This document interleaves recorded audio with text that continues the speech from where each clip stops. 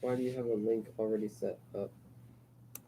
I don't have a link already You set up. posted something that says raise the black final 48 AMA publicly, and now we have 7 people waiting there.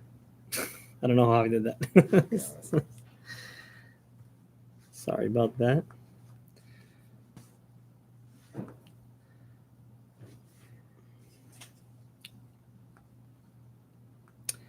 Hello, everyone. Give me a minute. We are just getting people in here.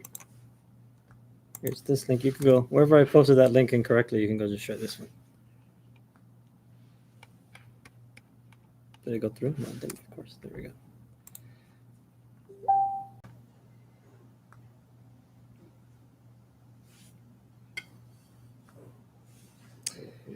All right, bear with us for a minute, guys, while we get the word out.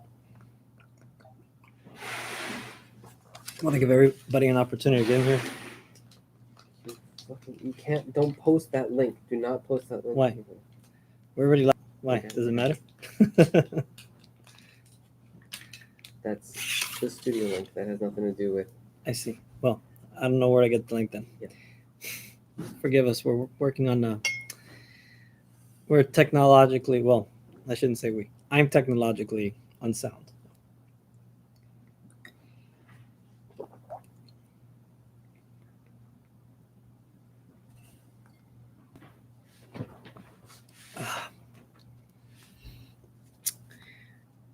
All right. As soon as Steve is ready here, we'll get rolling. But he's trying to find the link that I was unable to send him correctly, so that we can share this everywhere more correctly. Oh, I see. We have a bunch of people here. How do I sound, guys? I sound clear. Everything sound okay?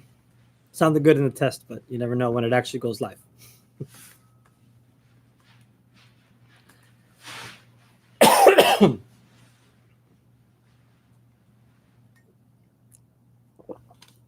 Everyone hear me okay? Okay, good. Great, thanks. I guess it was delayed because I just got a whole bunch of sounds good suddenly.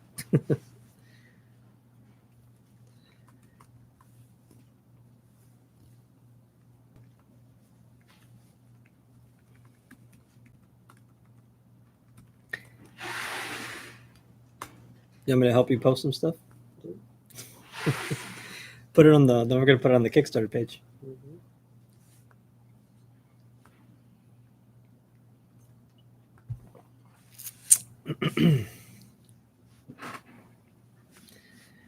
Alrighty, let me see. Now I can see the chat more clearly if I click. Okay.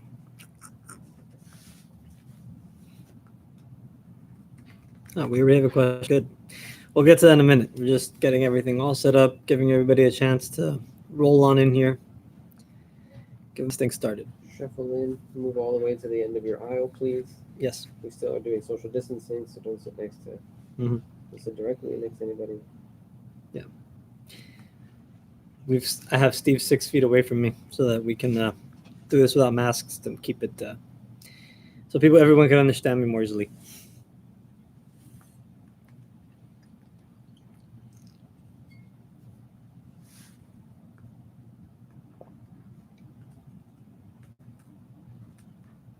There's 2 streams apparently.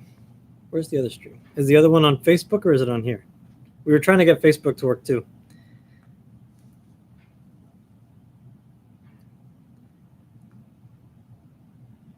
There's not 2 streams. I deleted the other one. Okay. The other one should be gone now. Is it on? No, that browser is closed. On YouTube. Okay. There is one more. You posted like 8. They should have all been private. No, they weren't. I guess not. Apparently, I posted like 8 streams. So that's what happens when you leave me in charge of all the technology. No one asked you to. No one asked. I was trying to be helpful.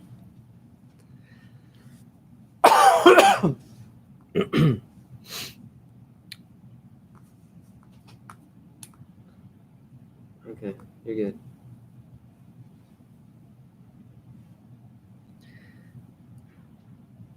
Okay. So I think we are ready to get started, yeah? Okay. So I think I saw the first question.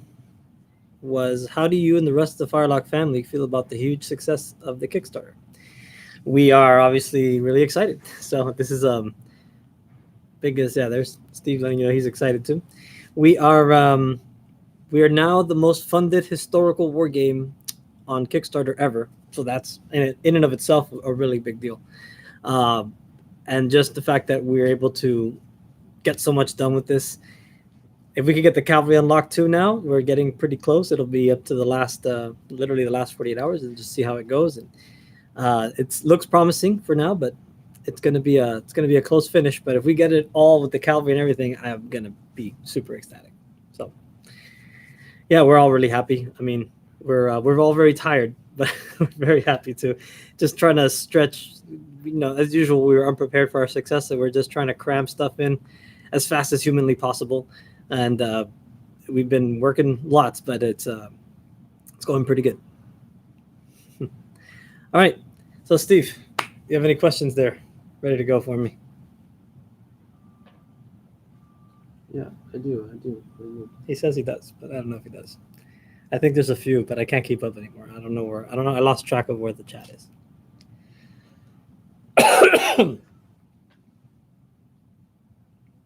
Well, right now our only question is, what's the next stretch goal after the cavalry? And right now we don't have one. We don't have one. If we somehow have a tremendous last day, we will probably just surprise you guys with something extra.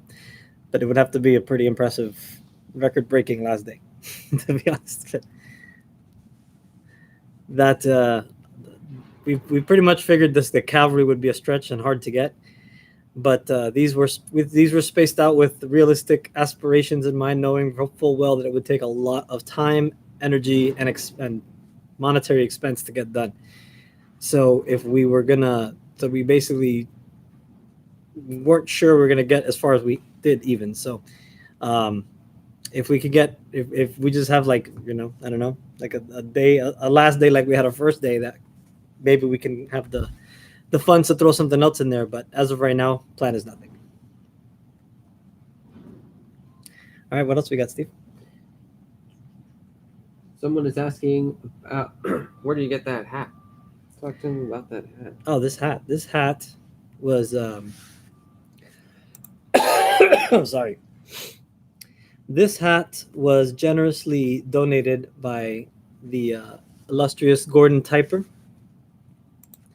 He put that together and sent it over to me. It's a very awesome hat. I'll be wearing it often. I think there's only one other one like it in the world, so there you go. Do you got any plans for an Oak and Iron crossover for Raise the Black? Oak and Iron crossover Raise the Black. So Oak and Iron crossover rules with Blood and Plunder is not something we have forgotten about at all. It's something that was in the works, was getting close to a final point, and then it kind of just COVID came in and all the disasters of 2020 basically just completely derailed it. But it is something that we plan on getting done very soon. We've got the groundwork laid out, and there's some new cards and stuff like that work with it, and different things for how it'll work. So that we're gonna have that done, and we'll probably have some previews of it probably toward the beginning of 2021. I don't want to throw anything different into 2020 just to be safe, but yeah, we have had some work done on those, and we'll get them out next year for sure. What else we got, Steve? Hold on. So what are the new details for our plastic sloop? What's the difference between our new plastic sloop and the old plastic sloop? New plastic sloop and old plastic sloop. So first off, there are two different ships in the game, right? So like they're two different unit types or whatever. They're not both sloops. They're both unique ship types, or I should say there's three unique ship types there. Whereas more if you count the alternate rigs in No Peace Beyond the Line. So our original sloop makes three. Should want me to grab it? I'll just move so people can see it. There it is, right there. So they're different stats. So these sloops are supposed to be smaller, more modern sloops, so they're able to carry some more guns. Despite the fact they're going to carry light guns, they can carry more than the original sloop. And they're new types of ships. As far as the model itself goes, the biggest difference obviously is that it's plastic as opposed to resin. And as a result of that, we're able to add a lot more little details into the kit. So the rigging is going to be a lot more accurate. There's going to be dead eyes and little accessory bits and decorative parts that you could change around easily that'll all be in the sprue. So whether you're getting the 2-player starter or you're getting the ship on its own, you're getting the same thing in the kit. So you're going to be able to run it as a balandra or a Bermuda sloop. So if you're getting the 2-player starter, you'll be able to build both variants, which means you should get the 2-player starter and then 2 other ones, so you can have 2 of each. Is the best way to do it. What else we got? Robert Kurzweil asks, will we ever see a metal version of the Pirates of Legend? Metal version of Pirates of Legend, possibly. More than likely as alternate poses. What else? Let's see. Do we have plans for Blood and Plunder in the future? Is there anything past Raise the Black? Oh, yeah, of course. I mean, we've talked about this lots of times, but for those not in the know, so we basically have infinite expansion plans for Blood and Plunder that will probably last as long as I'm alive. So we have, first off, we're going to continue to move the timeline forward to cover the Americas, right? So North America, South America, the Caribbean, etc., all the way up to roughly the 1830s. So just before the Civil War, and you start to get a lot of big technological changes like steamships and revolvers and mini balls and things, lever action guns and all the crazy stuff that starts to get a little too drastic in the changes. But the very next expansion we plan on doing is going to cover the middle of the 18th century, which will cover roughly from about 1730 to just before the American Revolution. And so that's the next big thing we plan on covering. And then from there, we'll go into the period of the Revolutionary period, right, where we have the quasi-war with France, obviously the American Revolution, Haitian Revolution, a few other things like that, right? And the one everybody's, the Barbary Coast Wars, which everybody I know is very excited about. And then from there, we'll go into the 19th century, and we'll start covering the War of 1812 and things of that nature, or the Seminole Wars. Beyond that, once we get to the point in the 19th century where it doesn't make sense to go forward anymore, we are going to expand outside of the Americas and start covering the same periods we've already covered, but now in different regions. Specifically, we're looking at Asia, Africa, the Middle East, and stuff like that. And then beyond that, we have plans to go further into the past to cover the 16th century as well. The time of Sir Francis Drake and all that, and conquistadors and all those things that everybody wants. So we have infinite expansion potential for Blood and Plunder as we go forward. Next question. Are there any plans on an additional plastic ship mold for Raise the Black right now? Not for this Kickstarter, no. It's such a tremendous amount of work to get one done. And we don't want to start that and then they'll have to end up delaying the project like another year for no reason, just because that one item wasn't able to be done on time. So we don't want to have anything that we have to rush. Make sure we do everything right. So once we get this first one done and actually molded and casted, and then we, from there we can make the tweaks and stuff that we need. And once we have the whole process down, then we plan on a future project where we have multiple ships because we know we can get them done. And we'll be working on them pretty much immediately as soon as we get this one done and have them ready for this project so we could be ahead of the ball on this one. Next question, Steve.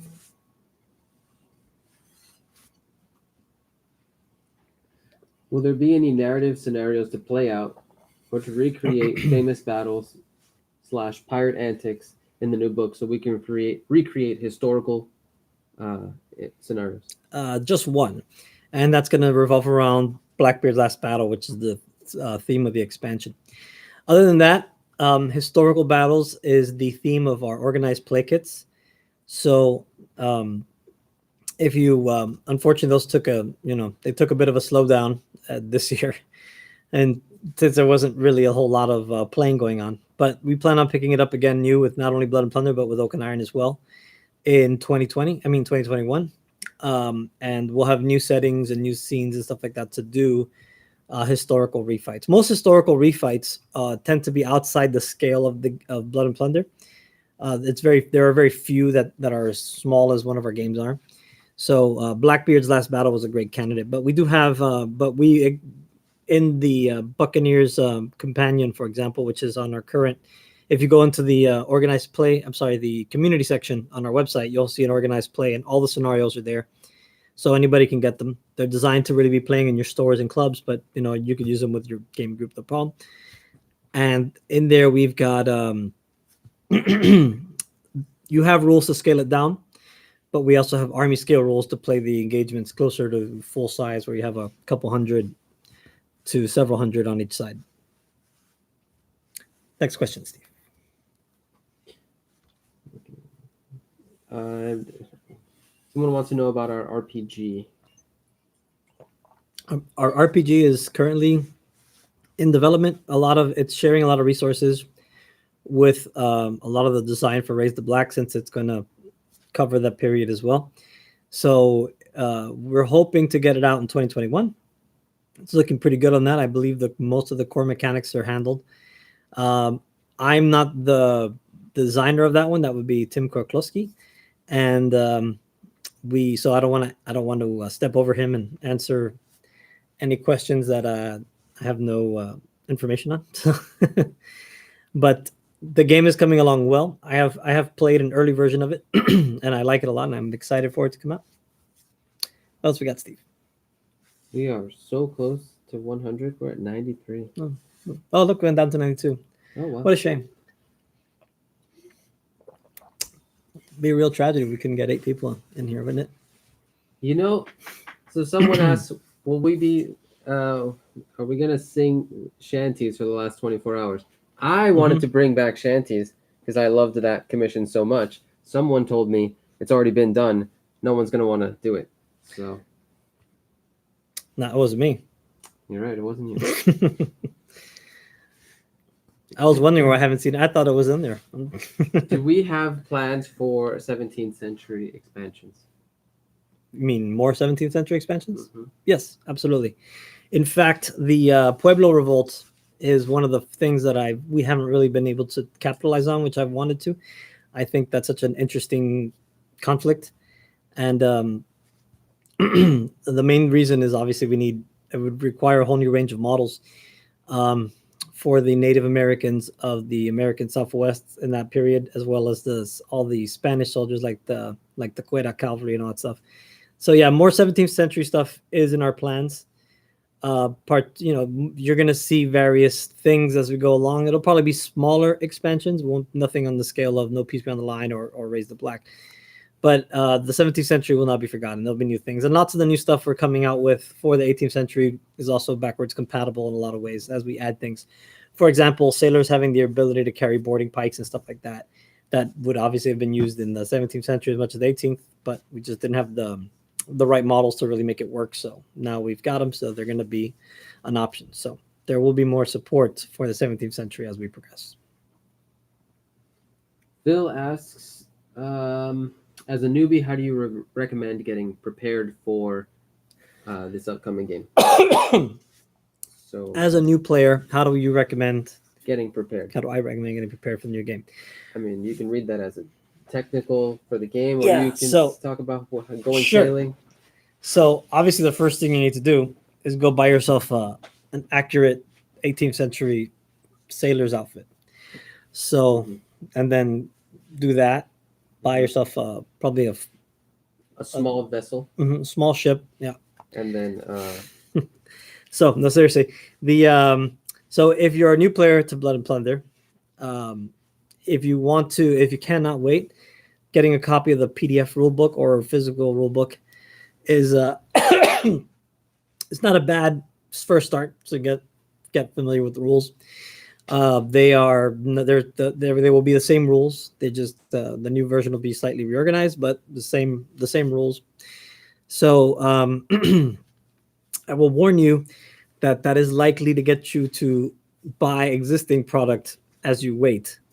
But I warned you, it's fair. So if you do that, that could happen. But there's always terrain building. There's you can start building up your terrain collection, get your tables ready to go. There's always reading. We have so many. We one of our commissions was to post your reading list for Blood and Plunder. So there's tons of really great recommendations out there that you can go check out. But all those things will help get you in the mood. There's always pirate films and historical movies and such. So those always help me get excited. So We'll probably create an article, reading list to help people get started on the history based on people's recommendations from that commission. that's a great idea. We should do that. Mike, what's your favorite convention? My favorite convention. I'm gonna have to. There's a lot of really good ones that we've been to. You don't I need have to a be nice. special. I'm never nice. Don't worry. I have a special place in my heart for our smaller local conventions here in Florida, like Recon and Huracan and Rapier. But I have to say the convention that I'm most impressed by always, and that I always really enjoy myself at, despite the fact that they do it up north in the winter, has got to be Adepticon. Adepticon is a pretty impressive show. But definitely our local shows here in Florida, they're just so laid back, and it's a completely different thing. It's hard to compare the two. But Adepticon is just so grandiose, and it's gigantic. It's not quite as big as Gen Con, but Gen Con's almost too big for me. But Adepticon hits the nice spot where it's right in the middle. It's not too big, it's not too small. It has a lot going on. But our local shows done by HMGS South and the Jacksonville Garrison up around here are always super fun. It's always just basically going and hang out with a bunch of friends for the weekend and always laid back, and always I'm never disappointed by those. So those have to be. That's my answer. That's what I'm going with. What else we got, Steve? Let's see. Miguel wants to know. Oh, we're at 99 people. Oh, so close. Can we lock the room? Is there a way to keep people from coming in? Well, no. Miguel wants to know. No, we just passed 100. What's our release plan for what? Okay. Our commission was just unlocked, so let's talk about that for a second. Unfortunately. I guess we have to give him a monkey now. Sure. All right. So, Well, Miguel wants to know what our congratulations, plans guys. are for the next year. Let's talk Our about plans for the next year. as far as releases besides Raise the Black. Good question. So, a couple things. So, you mean for the 2020 or like just the next 12 months? Yeah, for the next 12 months. 12 months. Okay, got it. Mhm. So, the very first priority as far as Blood and Plunder is concerned is there's 3 units that we need to get out in a hurry, in my opinion. One of which is the Bucaniere, which have been like, they always get sidetracked by something else for one reason or another, and we've been promising them for a while already, so we have to get them. They're number 1 on the list. So the Bucaniere, which if you're not familiar, they're in the No Peace Beyond the Line book. They're basically the wives of the Buccaneers, and they're just as capable. We're going to do that as a fire starter? Probably, yeah. So I'm not sure about those details yet, but I know they're coming very soon. As well as the I don't know if I'm going to pronounce this right, but the Naeses and the Young Braves for the North American tribes. That's next up on the priority list, as well as a dedicated commander model for those. So we're getting at the very least, those 3 new units for Blood and Plunder. I'm going to try very, very hard to try to get our resin casting in order and move some things around so that we can get another ship. I would like to do another ship next year in resin.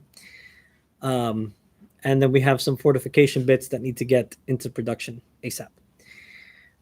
So like bastions and the blockhouse for the fort and things of that nature. So that's the plans for Blood and Plunder for now. We do have also a PDF that's going to be released called the French and Indian Wars Volume 1.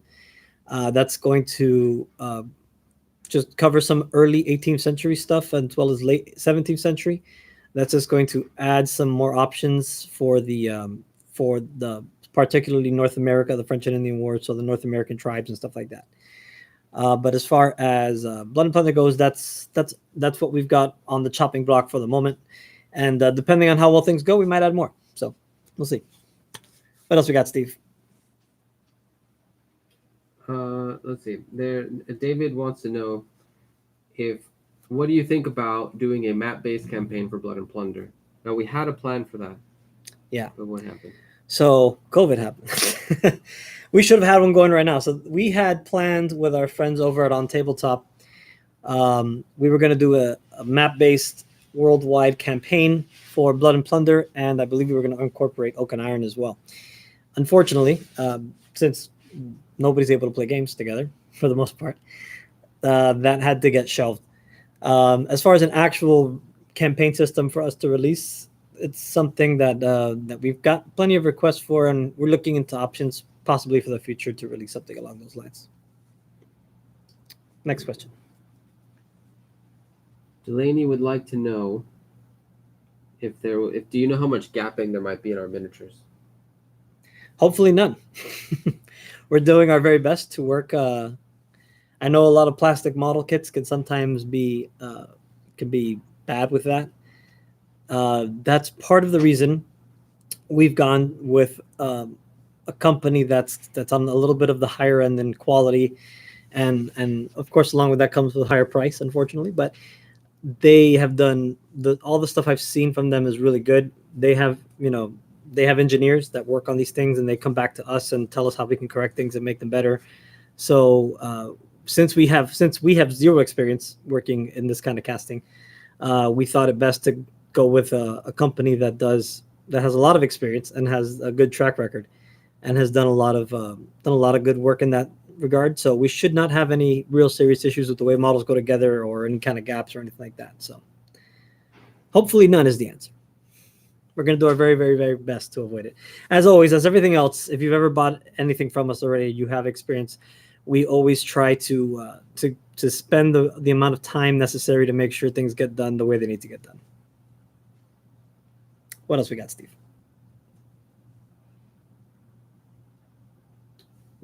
Technical difficulties. Okay, Can you explain? Maybe go over lightly the difference between the two sloops, unless you have already. The difference between the two sloops? Not the two sloops, but the two. The two new sloops, yeah, I get it. The Bermuda sloop and the Balandra. So some small differences. The biggest will be the speeds and draft. Those are the two biggest differences you'll see. So the Bermuda sloop is going to be faster. It's going to be more capable. It's going to be a more capable, more maneuverable sailor. As a result of that, it has a higher draft value by 1 than the Balandra does, as a result of the Bermuda sloops having deeper keels. The Balandra, though, is a little bit more robust, more like the original sloop. So it's going to be a little tougher. It's going to have an extra point of integrity. Excuse me. So it's going to be similar to the original sloop in that regard. And there's going to be a couple ship trait differences that I can't remember off the top of my head, but for the most part, those are the big things that make them stand out. And if you are familiar with the ship game, you'll know that those are actually pretty significant differences. So what else we got, Steve? I need more water. I apologize for having to cough and drink water. I'm still getting over the flu, not COVID, thankfully. So I have someone asking if we ever plan to go back as far as Sir Francis Drake and Walter Raleigh. And yes, we are. Another person asking for the Haitian Revolution. So let's talk about some of the expansions again.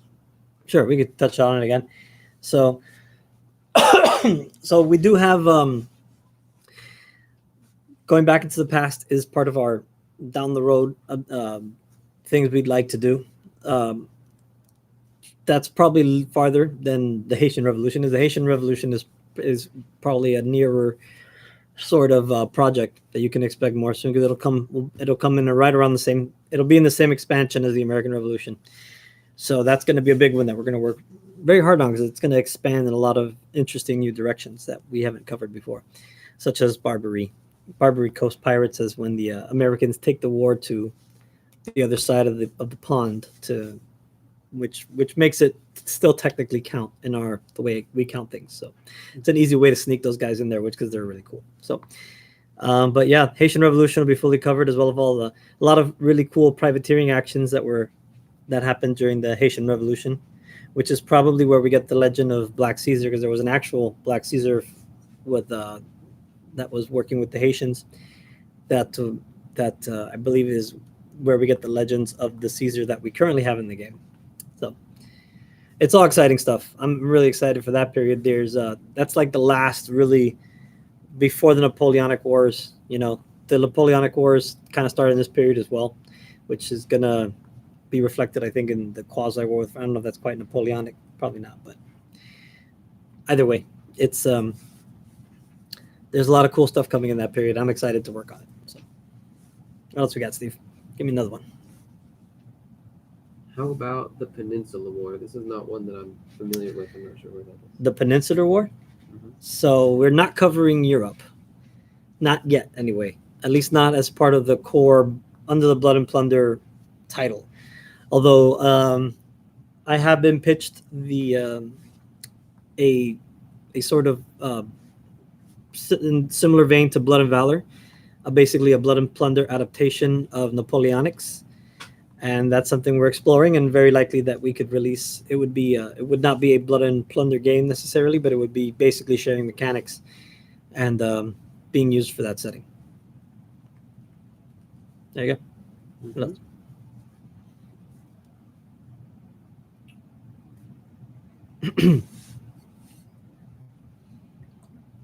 Do you know how many scenarios the starter set rulebook will have?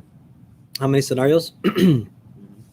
Starter rulebook will have 5 scenarios, basically the same 5 that are in the current rulebook right now. And then in the box itself, you'll get separately with the Blackbeard scenario. Blackbeard versus Maynard, that is. Mm-hmm. What else we got? Now, I should, for those who actually, I should always remember that there's a lot of people here who probably haven't played the game yet. Those 5 scenarios are technically 15 because they each scenario has 3 ways to play it. You have a land version, a sea version, and an amphibious version. So all 3 scenarios you can base them. They're not all exactly the same. They're all going to, obviously, because they're played in a different way, they're going to shift slightly based on the type of way you play them. And that's pretty standard for what we do with our scenarios. The same thing in No Peace Beyond the Line and the ones that will be in Raise the Black as well. That's it. Next one. When will we see a list of ships for the 18th century? A list of ships. Well, there will be lists are not something we typically do with those sorts of things. We kind of just say, hey, this is cool and let's do this. And that's what we do. So, but if you're asking the list of ships that will be in Raise the Black, that is still pending. I've got some ideas that I'm working with. So all the ships that are out presently will all work in the 18th century in one form or another. The only outlier really is the Galleon, which I'm looking into how convertible that is into a basically just large merchantman. That would be more appropriate for the 18th century. By the time we get to the 18th century, is essentially no more galleons. So even though ships that are quite similar are still operating as either large flutes or big merchantmen. So, but I want to see exactly how well our model translates before I just slap that label on it and give it some slightly different stats. So we'll see. What else we got, Steve?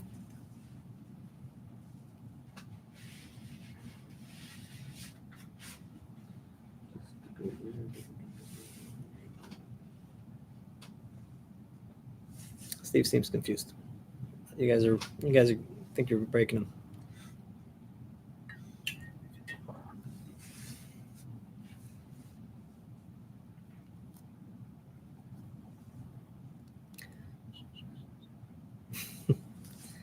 You all right, Steve?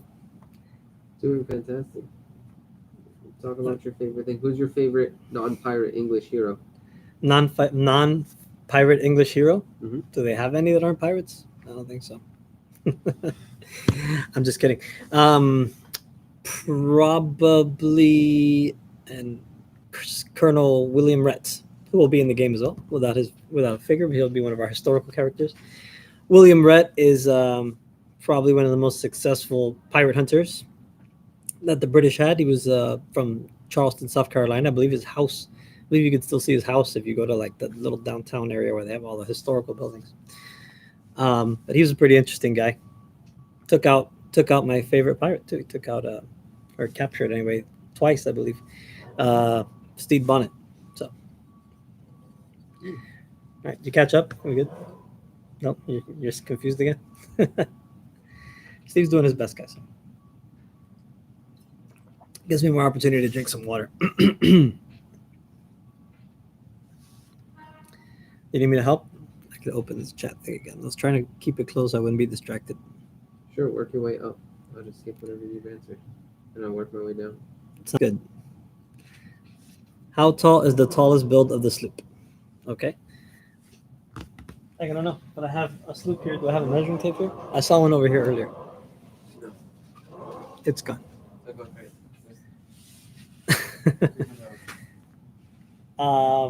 I actually haven't measured that surprisingly, but oh, there we go. All right, so there's the ship. Can you pull that back a little bit so they can see it?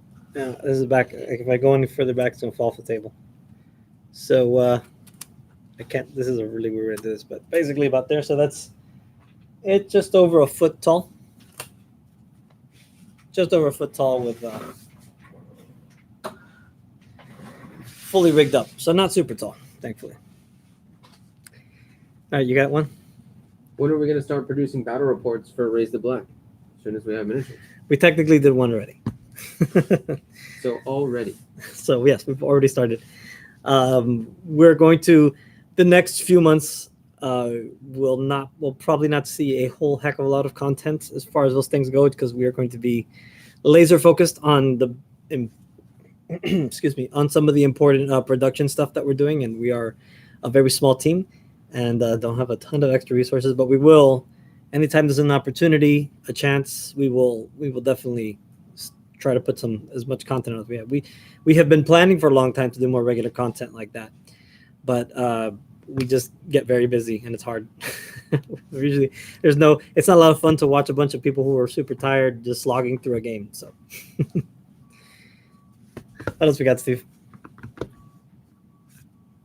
Can you talk about the legendary commanders that are not pirates for each faction? Are there the legendary pirates that are not commanders? Legendary commanders that are not pirates.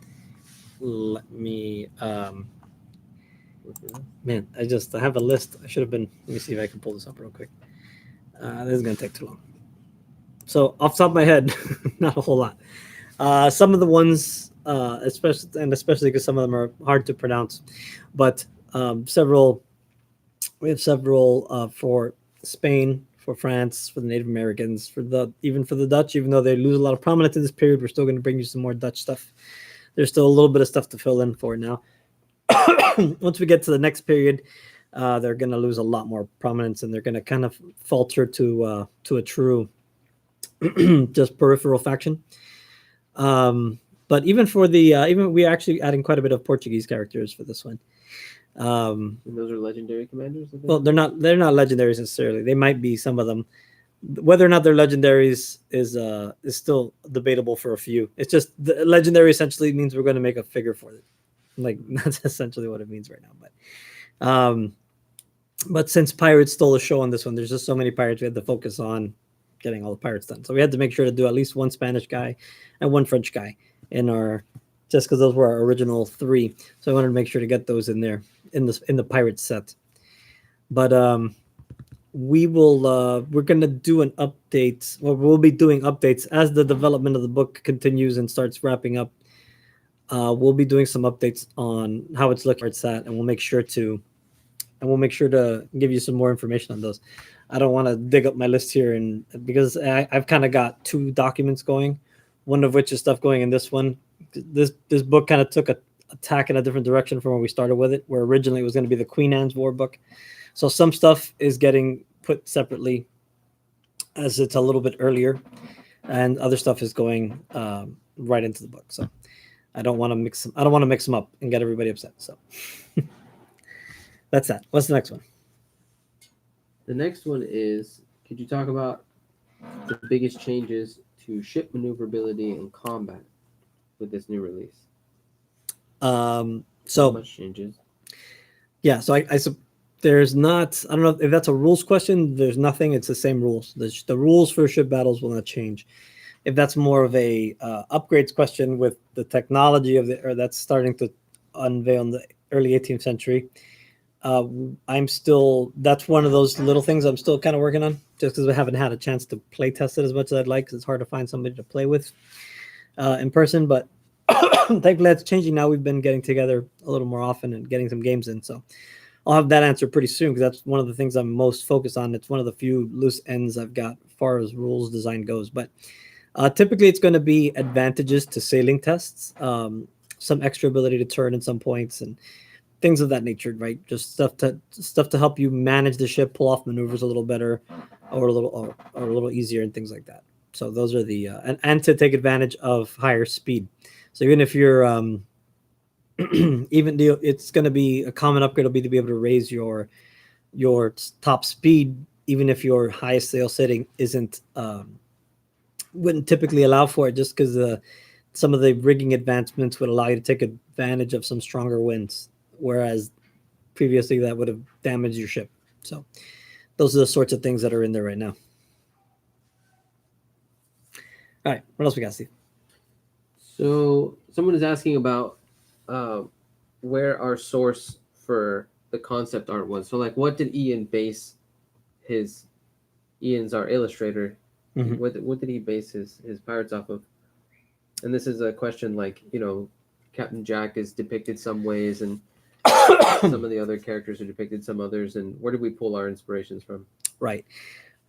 Primarily, I can tell you personally where I'm sure Peter got his inspiration from various places. I know he's constantly just watching. I know he looks at. I know Howard Pyle is an influence on him for sure, as well as a few other famous artists. But as far as the stuff we give him, all of our stuff comes from historical references. A lot of maps, a lot of wood cuttings or wood cuts and things like that.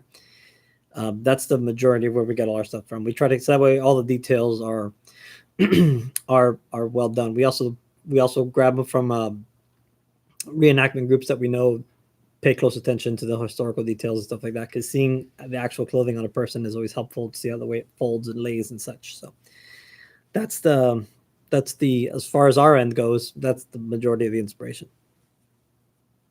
Next question, Steve. Mm-hmm.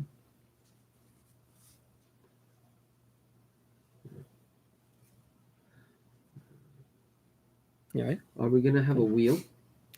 A wheel? Yeah. If we come out with wagons, maybe we'll put some wheels on. I imagine you mean for ships. Yeah. Maybe that might just be a surprise that we save to the end. Who knows?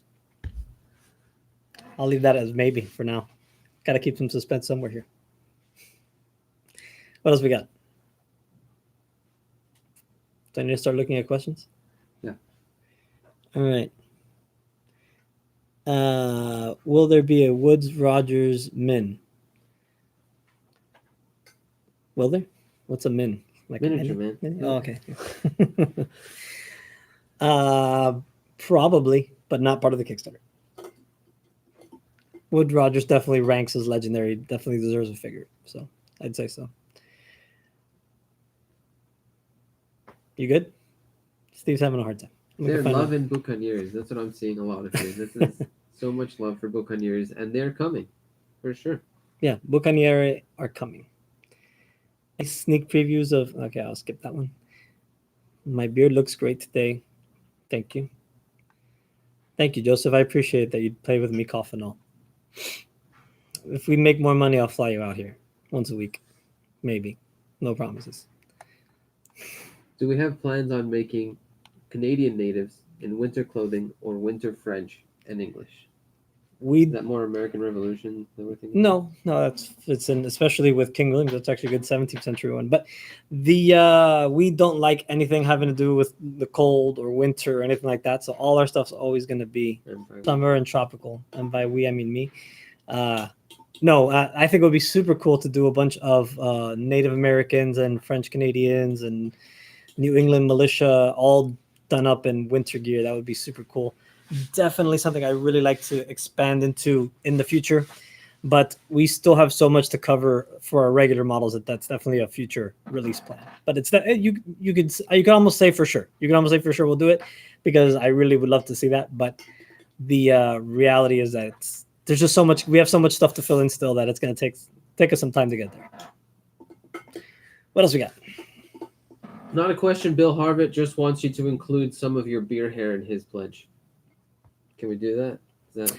Logistically, it'd be difficult, Bill. I appreciate the sentiment, but it's we'd have to get it, ship it to China, okay, and then the chances of just because of the logistics. Yeah, that's pretty much logistically it's difficult. All right. When we're not playtesting our own games, what are we playing? Well, lately, when we're not playtesting our own game, the game for me has been BattleTech.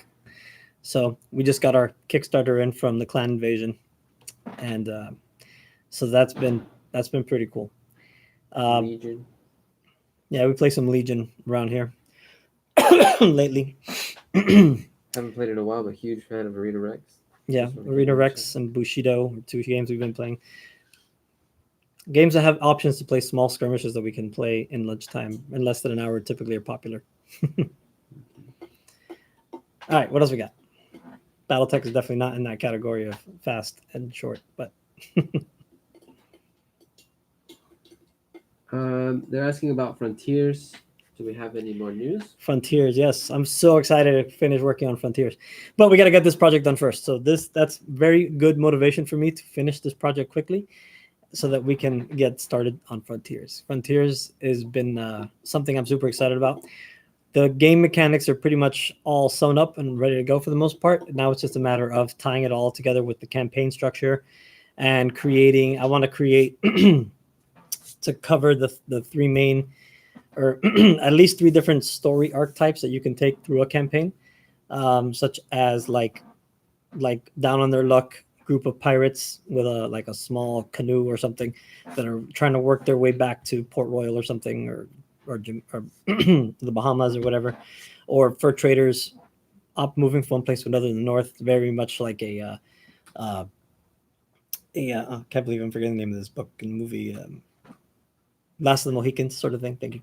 That kind of stuff. So very excited to get to work on that. But that is very much something that you'll probably start to hear a lot more about next year. What else we got, Steve? Plans for Dutch for this. Will there be a Boss Loper model? Boss Loper? No plans for a Boss Loper model just yet. That would be something that that I would say it's just same, that falls in kind of the same category as some of the other stuff that we would like to do models for sooner rather than later. But there's just a bunch of other stuff to fill in first. Because I don't have a lot of really good sources on Boss Lopers is the primary reason. But I need to try to find some good images of what they probably look like. If anybody has them, feel free to send them over. So, and that would be a lot of time and research for that unit. What's your favorite rum, Mike? My favorite rum? Mm-hmm. This is a little question noise comes up. What's we that? have answered this one before. Yeah, what's that rum we drank over there? I'm gonna say that one. I forgot the name of that one. Plantation? Pull it out. Show them that. It's Plantation. It was pretty good in the office. Not a paid endorsement for any European people. No. Yeah, so our good friend Roberto, who's our photographer, he brought this along. This was really good. It's Plantation. Can't read it. The glare's too strong, but there it is. Was there another question? Yeah. Go for it. So, are there more North American natives planned in metal? Yes, that's going to be among our very first next releases. Okay, and are you going to make a variation on the brig?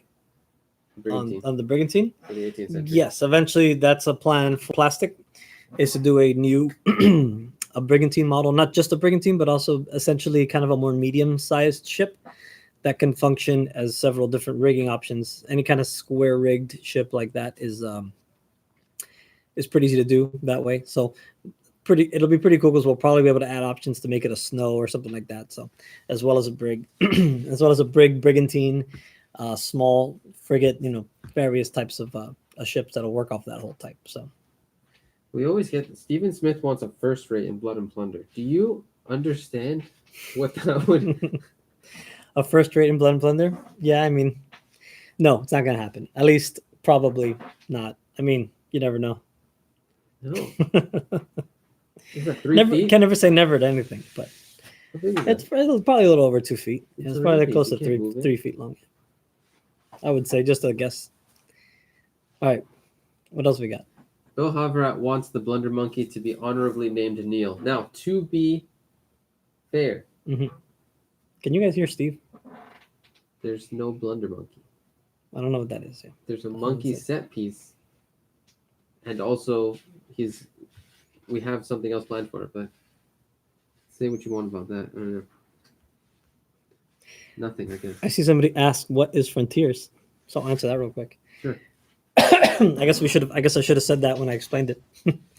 Frontiers is an expansion game. It's a standalone game, but that kind of works off of Blood and Plunder. It shares stats and a few things from it. But it's a future game we plan on releasing that's made to play very, very small scale. So like 4 to 10 models aside, and it's made to be played around a campaign system. So if the simplest way I could explain it and hopefully not get sued is that it's pirate wartime, more or less, or frontier wartime, because it's also like works really well for North American stuff, like that, hence the Last of the Mohicans example. So, all right, we got another question, Steve. I see you typing over there.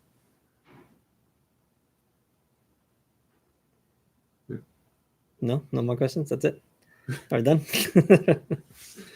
Any chance you'll release the rules for the Braves before the Kickstarter ships? They are already Where's technically the- out. They are. If you go to our force builder, you can go to North American native North Americans, and they are there. But yes, we have a PDF we plan on putting out, just called French and Indian Wars Volume 1. It'll be a pretty small thing, and that's going to cover the Braves and a couple other little things that'll just kind of fill the gap between now and then with new releases on models. Now and then being now and when this Kickstarter delivers. So. Will the Galleon be replaced with a large fighting ship, or you said that you're just going to mod it, right? Right. Although there is a, I would very much like to do one larger ship at the very least in resin, being a that'll serve as a large 5th rate or a small 4th rate. But still doing the work on that, trying to see how we make that happen. But I would like to someday, but no promises on when or how. All right, Steve. What else we got? Will there be a model for Hornigold? For Hornigold? Yeah. Not in the box, but that is a possibility for metal in the near future. What else you got there?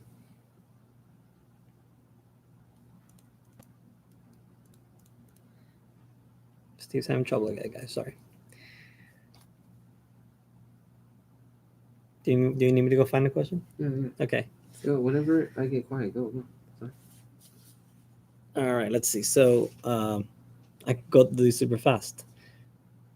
Will there be new characters that aren't commanders? Yes. In fact, the Native Americans are getting a lot of new characters, a lot of generic characters, since a lot of the existing ones kind of don't work well for them. And Guy Rourke, whose name I've seen popping in and out of here, gave me the idea by creating an unofficial supplement for them. So I'm going to boldly steal many of his ideas and tweak them a little bit and get those in there. And let's see what else. Plastic flute coming? No, probably not anytime soon. A flute is such a distinct hole shape that doing one in plastic would be very, very unlikely. If you see us release a plastic flute, that means we're doing incredibly well, and we probably won't be doing Kickstarters or anything. So, unfortunately, but the flute is we are possibilities. Another flute's kind of because of the curve in the hole in that crazy shape. That is an expensive model because of all the resin we have to put into it. But we are looking for ways to try to lower the cost on that. So we'll let you know if anything comes of that. Can you explain the expansion book a bit more? Does it have more scenarios? Yes, the expansion book is going to have new scenarios. So one of it may actually have more scenarios than any of our other books, based on the direction I go. Because we may do the typical. We're probably going to repeat the ones that are in No Peace Beyond the Line in there, just so that if you are a newer player and you're not necessarily interested in playing the 17th century, you don't have to buy that book just to get the scenarios, right? So but if we take that route, then it will have some other scenarios that are unique, and most of them are ground-based only. So we'll see. And as far as what's going to be in there, just to go over it real quickly, give you the breakdown. That book, the main thing you're getting out of that book is you're getting all the new factions, all the new units, all the upgrades to the existing units and factions that come in the 18th century, because many units will transition over just fine, such as a lot of the sailor units, right? Like Sea Dogs, Marans, Marineros, Zelaiden, all those guys. Sailor's a sailor, doesn't really change a whole lot in between, but they're going to get some new options based primarily on the plastic models that will function just as well in the 17th century as well the 18th century, early 18th century at least.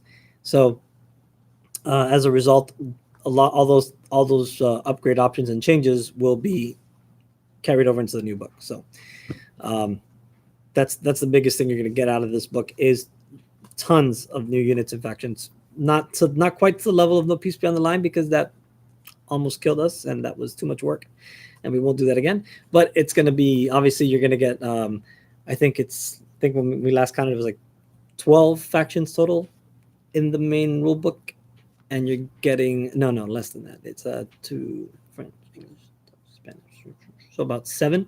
You're getting 7 in the main rule book, and I believe last count was like 36 factions in the other book. So it's a big jump in number. And then of course there's all the units. There's the extra scenarios that we're putting in there. There's the new characters and the rules for characters and everything else like that is going to be in there as well. You got a question yet, Steve? I see you typing. Are you like just working right now instead of doing this, or? I think Steve's writing the next Kickstarter update. Robert Kurzweil wants to know what's the biggest ship that we have planned for BMP. I think we've already done it. Biggest ship we have planned for BMP? Yeah. Even if we did a 5th rate / 4th rate, I still think the Galleon would be bigger, probably. At least, not necessarily lengthwise, but just size in general, probably. I don't know, because I haven't really proportioned it out yet to scale, but more or less. What else we got?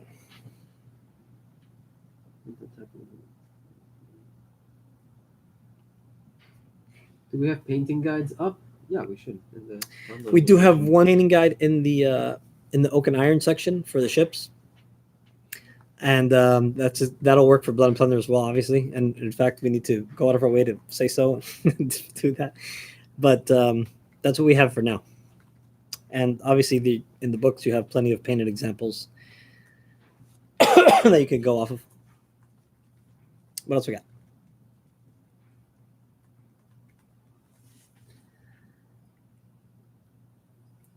Do you have anything you want to talk about?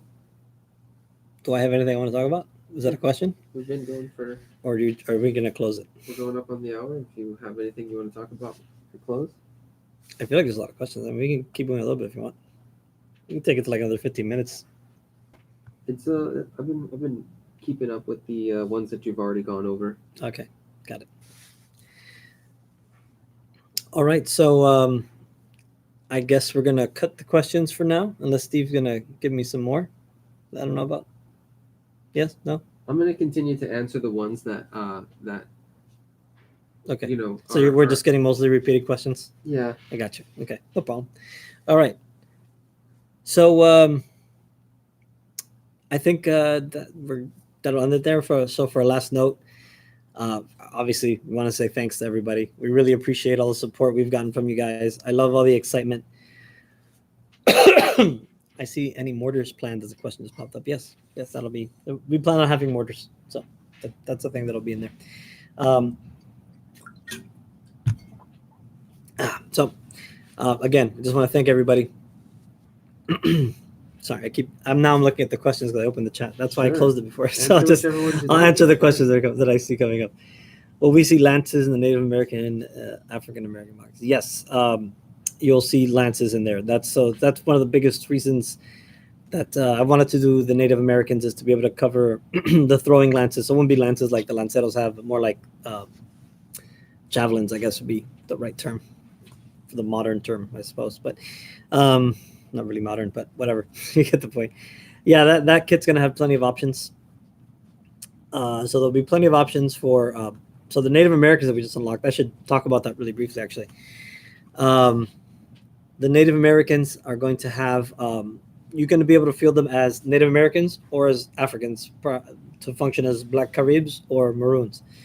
So if you look at No Peace Beyond the Line right now, you'll see that both the African warriors and the Native warriors and all the other ones, they have a lot of weapon options, which we obviously in Metal we've tried to cover it with our weapon sprue kit, but it's not really quite as good or the same thing. So this kit will have, similar to the sailors, lots and lots of options. So you can equip your guys different ways. You can give guys pistols, sidearm pistols. Some of them I think have brace pistols. You have muskets. You can have bows. You can have lances. You can have thrown weapons. All those really cool different options will be present in that kit. And I'm excited to get to work on it and to start sculpting all that stuff up so we can show you guys. Which obviously as we go through all our sculpting over the next few months, we'll be sharing that more and more. So, but yeah. Ships with mortars, probably not. That's outside the scale of this sort of game. Although you would be able to put mortars on ships with like the model itself, and you'll be able to equip it, but not any kind of dedicated mortar platforms like bomb catches or anything like that. I will follow Lee Upton's advice, and I will tell people to share your post. We need more stuff in the box of plunder. Let's see. Where are the plastic kits going to be produced? The plastic kits are going to be produced overseas in China. Any thoughts on turncoat rules for the new game, bribery, etc.? I don't think to be honest with you, we've seen enough, at least at our convention games, we've seen enough turncoats and bribery and such that I feel like the game lends itself naturally toward it. No rules necessary, but nothing official that we have planned. Will Native Americans be able to get some kind of bigger ship to sail like bark or tartana? Yes and no. So the North American natives, they gain access to size 2 ships. So they can actually sail tartanas and barks and sloops and anything like that, since they historically would take them and use them a little bit. No artillery that I'm aware of on those. So if I find any examples, I'll change that. But as I've seen, they weren't really having broadside battles with any of their ships. As far as the Caribbean natives and such, I'm still looking into it, but I haven't really found any examples of them doing it. So that's more likely what it'll be. All right, and there's some closing thoughts then. Go back to saying thank you so much, guys. We really appreciate you guys participating in this, for supporting the Kickstarter, helping us make this happen and come to life. We're really excited to get to work on this. So in about 48 hours from now, more or less, we'll be full steam ahead on this project. We'll be updating as we go along, of course, and expect more of these more of these sorts of things going forward. As far as updates, not so much AMAs because the project will be done, but probably later on we will probably do some toward the end of the year just to give an update, a bigger update on where things are at. But thankfully we had a lot of work done beforehand as far as the rules are concerned, so that I could focus really on getting the sculpts and the modeling done on that. So next October, by this time next year, hopefully everybody's already got their stuff. And it seems like a long time, but if you know the Kickstarter game, it feels like a long time. When you actually get it, it's always worth the wait, right? So it'll come around sooner than you expect it. So anyway, thanks guys. We're gonna be we'll be watching your comments for over the next 2 days, trying to answer as many questions as we can. Don't forget to go out and spread the word. This is people's last chance to jump on board and get involved in the Kickstarter and hopefully unlock that cavalry, guys. So let's go get it. Thanks a lot, and we'll talk to you soon.